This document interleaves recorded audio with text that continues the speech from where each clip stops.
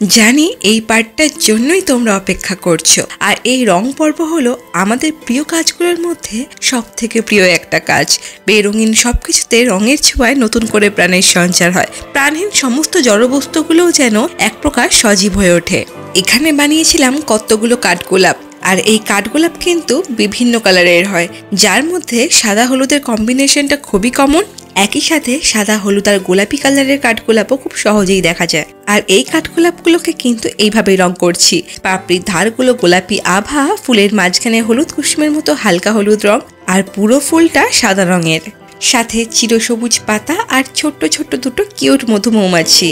কালারটা শুকিয়ে যাওয়ার পর এর ওপর থেকে রেজিন আর হার্ডনার একসাথে মিশিয়ে সেই মিশ্রণটাকে অ্যাপ্লাই করে দিয়েছিলাম। এরপর কিন্তু পুরো জুয়েলারিটা অলরেডি তৈরি করে নিয়েছি। আর এই ডিটেলস লং ভিডিওটা কিন্তু কেউ দেখতে ভুলো না, খুব তাড়াতাড়ি আপলোড করতে চলেছি। ভিডিওটা ভালো লাগলে সাবস্ক্রাইব করে বেল নোটিফিকেশনটা অন করে রাখো।